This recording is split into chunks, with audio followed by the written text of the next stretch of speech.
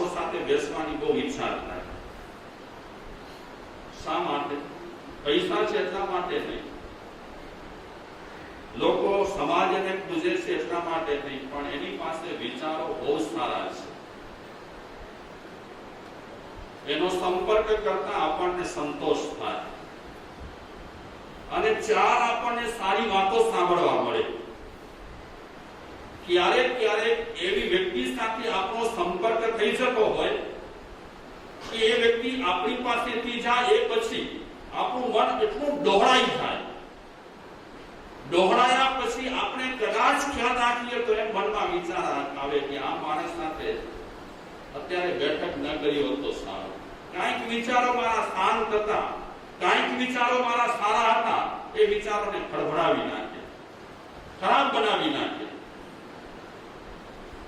આમાં કોઈ ચમત્કાર નથી, આમાં કોઈ શાસ્ત્ર પર વિશ્વાસ રાખીએ તો જ કામ થાય એવું નથી. આ તો રોજ બરોજની આપણી પ્રવૃત્તિ રહેલી છે કે સારા સાથે વસવાથી આપણને સારું મળે છે અને નરસા સાથે વસવાથી આપણને નરસું મળે છે. એટલે આ ગુજરાતની જૂની કહેવત ઘડીએ ઘડીએ દોહરાવા જેવી છે કે સોબત તેવી અસર, સોબત તેવી અસર. બે છોકરાઓ હતા, સગા ભાઈ. રૂપ સારું મળ્યું હતું અને કંઠ સારો મળ્યો હતો. એટલે એમને સારા વિચાર આવ્યા કે રૂપ તો કંઠ સારો છે, તો આ કંઠના માધ્યમથી અને સંગીત કળા કુદરતની બક્ષિસથી ઓટોમેટિક પ્રાપ્ત થઈ છે. તો એ બે છોકરાઓ, બે ભાઈઓ સંગીત સાથે સુરીલા કંઠે ધર્મનો પ્રચાર કરવા લાગ્યા. પણ બંને હરિજન છોકરાઓ હતા કે ચલો આ મળ્યો છે કુદરત તરફથી તો એને વાપરીએ અને લોકોમાં સારા વિચાર ફેલાવીએ. એક પાઈની પણ લાલચ વિના આ બંને હરિજન છોકરાઓ સંગીતમાં ધર્મનો પ્રચાર કરી રહ્યા છે. લોકો આવે, બેસે, કઈ ગીત ગાય અને ધર્મ બાબતમાં સમજાવે.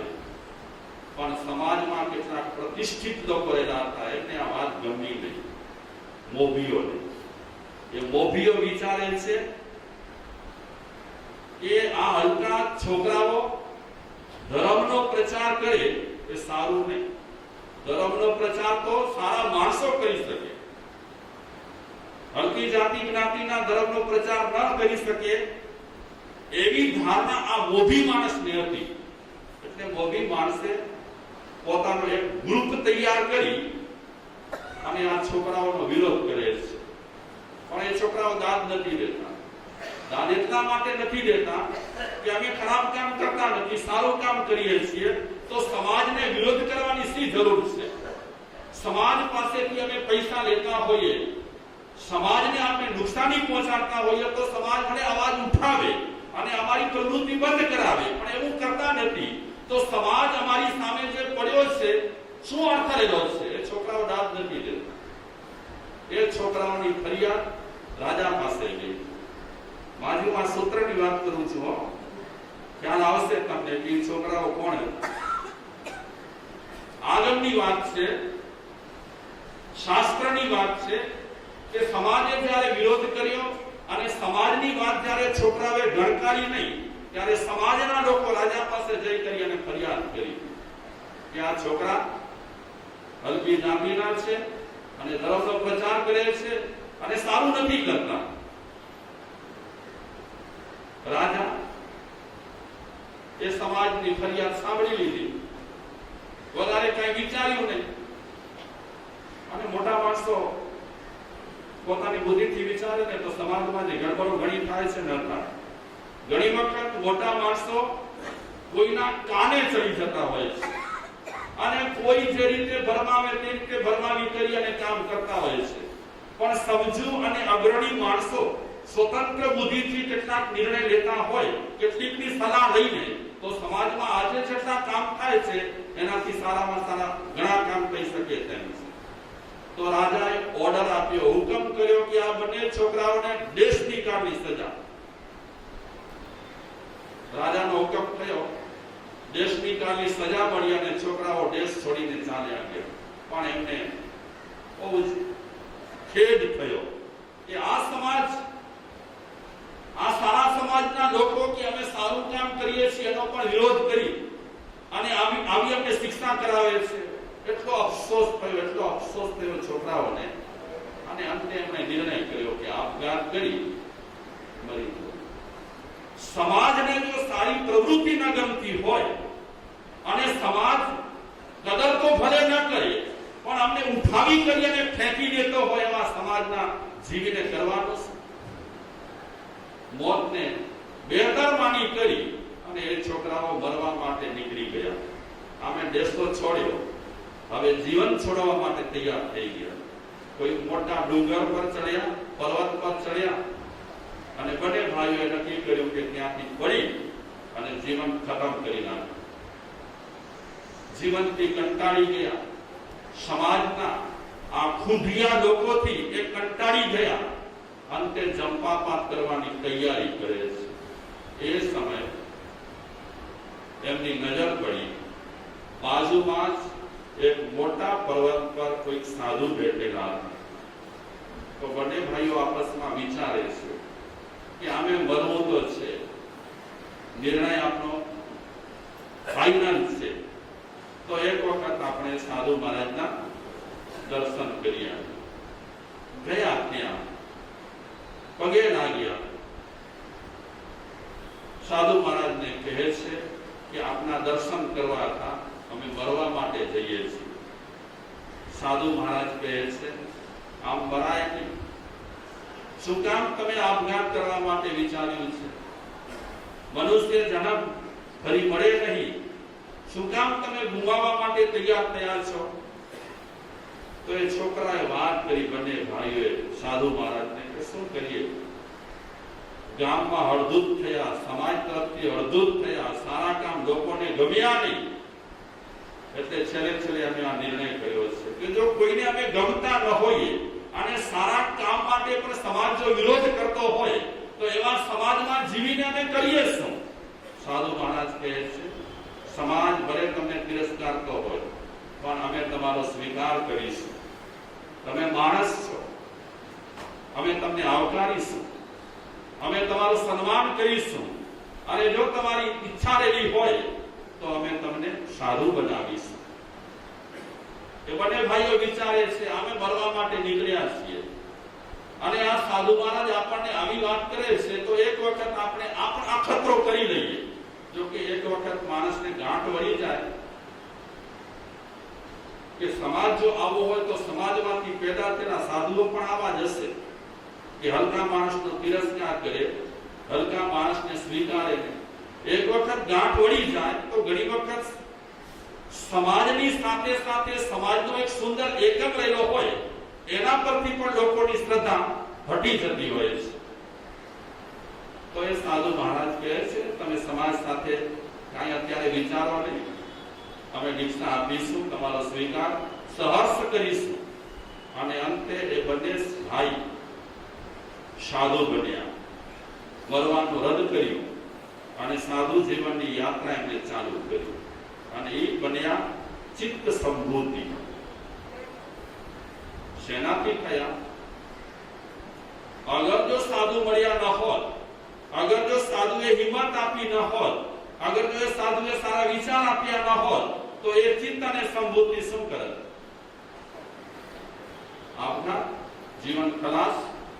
તો જોઈ લો આવી રીતે પણ ક્યારેક આપણને આવી સોબત મળી જતા આપણે હતાશામાંથી ઉભરી શકીએ છીએ.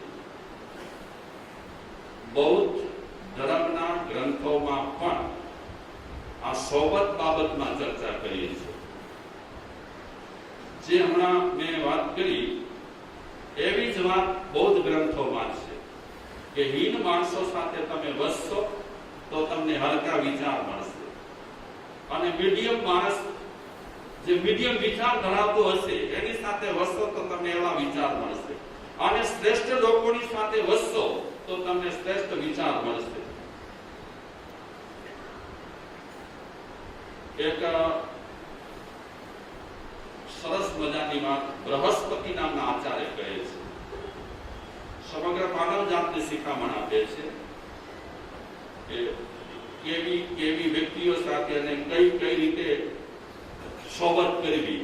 એ સંદર્ભમાં એ બૃહસ્પતિ આચાર્ય કહે છે, કુલીનહિ સહ સંપર્ક પંડિતૈઃ મિત્રતામ જ્ઞાતિભિશ્ચ સમમ મેલમ કુર્વાણો નાવસીદતિ.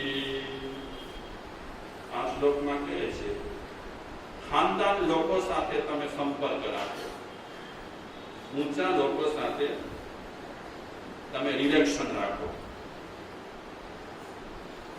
આ ભલે કલયુગ છે, પણ કલયુગમાં ઊંચા માણસો તો હાજર છે, બિલકુલ છે હાજર.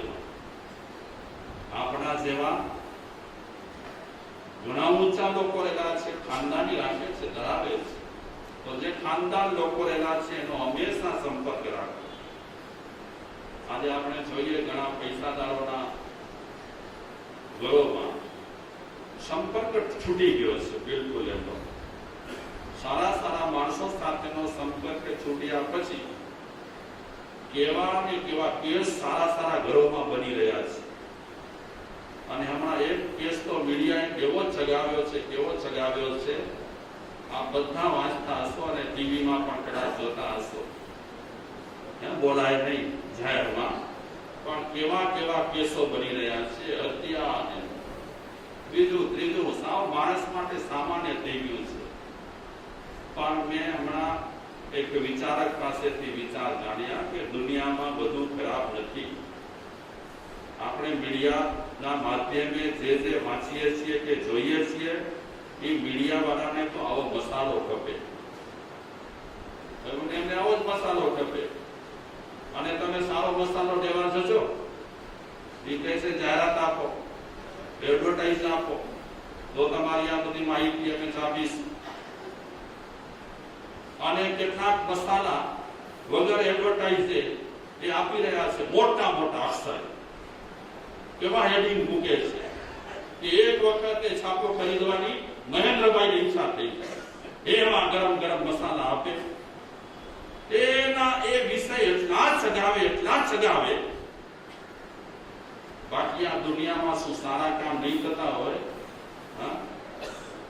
સારા કામ નહીં થતા હોય?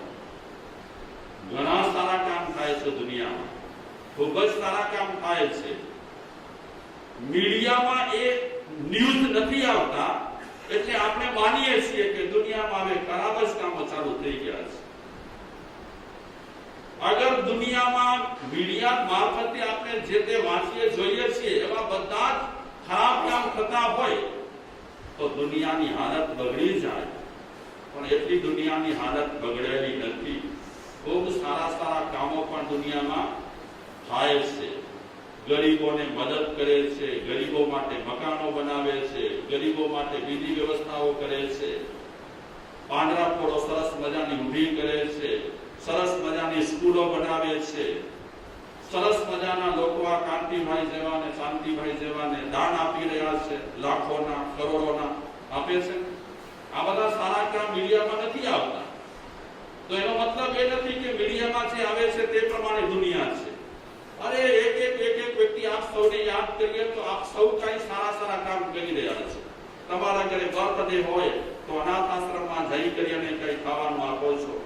તમારા ઘરે એવી કોઈ પ્રસંગ રહેલો હોય તો ફળ ફ્રૂટ ખરીદી કરીને તમે હોસ્પિટલમાં વિતરણ કરો છો. એવા તો કેટલાય સારા કામ દુનિયામાં થઈ રહ્યા છે. અને જ્યાં સારા કામ થઈ રહ્યા છે ત્યાં સતયુગ રહેલો છે. હારાણ કળયુગ નથી. મીડિયા જોઈને આપણે ઘણી વખત એવા કંટાળી જઈએ કે હવે તો ખરેખર દુનિયામાં કળયુગ આવી ગયો છે. આટલા બધા લોકો સત્સંગ કરવા આવતા હોય, હજારો લોકો સત્સંગ કરવા આવતા હોય, એ મીડિયા વાળા જગાવશે. અને સત્સંગની વાતો ખાલી પેપરમાં આવે તો વાંચવાનું મન કોને થાય? ખાલી સોબત તેવી અસર, એવા બધા હેડિંગ આવી જાય તો માણસ શું કરશે? જવા દો. પણ ગરમ મસાલા હોય તો મજા આવે જરા વાંચવાની. અને એ રીતે જ મીડિયા પેલા ટીવી ની વાત રહી છે, ગરમ ગરમ મસાલા આવે તો જરાક આપણને રાતના 11-12 વાગે સ્વિચ ઓન કરવાની ઈચ્છા થાય, પણ ગરમ ગરમ મસાલા ના આવે ને ધર્મની જ વાતો આવતી હોય તો કરો ઓફ. શું મજા આવતી આમાં? તો શ્લોકની હું વાત કરું છું. પુલિત લોકો સાથે સંપર્ક રાખો, ખાનદાન માણસો સાથે. પંડિત મિત્રતા, અને પંડિત વિદ્વાન લોકો રહેલા હોય, વિચાર ચિંતકો, એની સાથે મિત્રતા કેળવો. જ્ઞાતિ ભિષ્ટ સમમ મેળવ, અને તમે જે જ્ઞાતિના હો તે, તમે જે જાતિના હો તે, એ જ્ઞાતિ બંધુઓ સાથે તમે ભાઈચારો રાખો. અમને સમાજ સાથે કઈ લેવા દેવા નથી એવું ન બોલો. તમારા ઘરમાં એવા કોઈ પ્રસંગ બનશે ત્યારે સમાજની 4 વ્યક્તિઓ ઊભી રહે છે. ભલે કદાચ હમણાં તમારી પૂછા નહીં કરતા હોય, પણ જો તમે સમાજ સાથે સારો ગરોબો કેળવશો, તમે સમાજ સાથે સારો જો સંપર્ક રાખશો, તો એ સમાજની વ્યક્તિઓ ચોક્કસ તમારા ઘરે દુઃખના સમયમાં, કટોકટીના સમયમાં આવીને ઊભી રહેશે. તો સમાજ સાથે, જ્ઞાતિ બંધુઓ સાથે શું રાખવાનું છે? ભાઈચારો. કેવળ પરિશ્રમ કરવામાં નહીં, ભાઈચારો તો 360 દિવસ રાખવાનો. જરાક તમે હાય હલો કરશો, જરાક તમે જય જીનેન્દ્ર કહેશો, જરાક તમે જય શ્રી કૃષ્ણ કહેશો, તો એક નાતો રહેશે. ભલે તમે પૈસાદાર છો, વધારે પૈસા ધરાવો છો, બસ તાલમેલ રાખો જ્ઞાતિઓ બંધુઓ સાથે.